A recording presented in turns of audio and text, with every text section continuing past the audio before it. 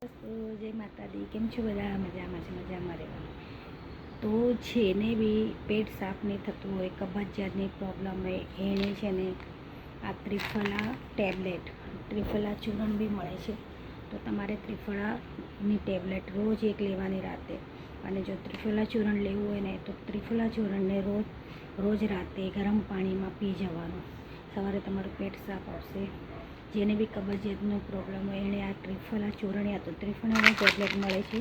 તો આ તમે વાપરો.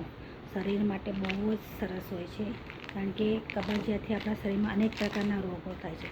તો ત્રિફળા ચૂર્ણ યા તો ત્રિફળા આપણા શરીર માટે બહુ સરસ હોય છે. બીજું છે આ મુલેઠી પાવડર, તમે જોઈ શકો છો.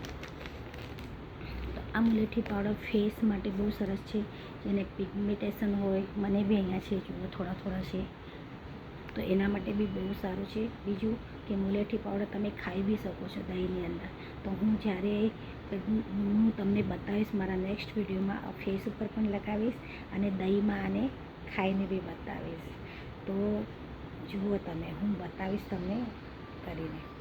તો મેં એવા ઘણા વિડીયો જોયા છે યુટ્યુબ પર અને ઇન્સ્ટા પર કે તમને કાંઈ બી બતાવે છે, આ ગોળી લો, ઓલી ગોળી લો, આ પીવો તો ગ્લો આવશે, આ પાવડર ખાશો તો ફેસ ઉપર ગ્લો આવશે, વાળ વધશે. એવું કાંઈ નથી હોતું.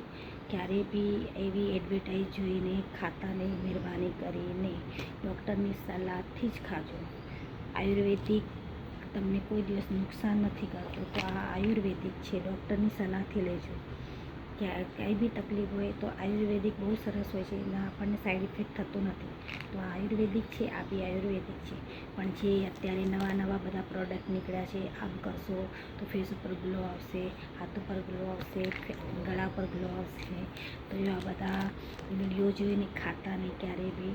આપણે પહેલાં જોવાનું ખરેખર ખાવા જેવી વસ્તુ છે તો જ આપણે ખાવાનું. કારણ કે જેને એજ વધતી જાય છે, 48, 49, 50ની એજ થતી જાય છે, તો એના માટે બહુ જ ખતરનાક હોય છે.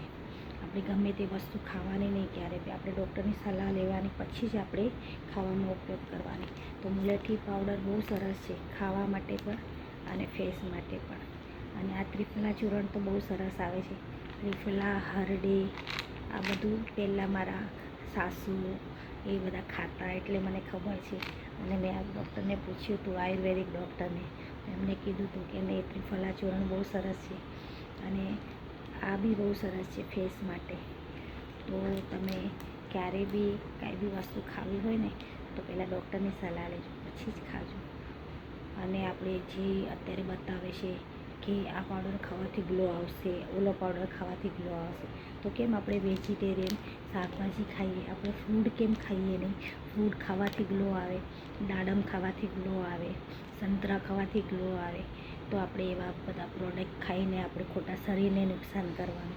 તો આપણે ફ્રૂટ ખાઈએ તો આપણું ફ્રૂટ આપણા શરીર પર નુકસાન નથી કરતું. જય માતાજી મિત્રો, લાઈક કરો, શેર કરો.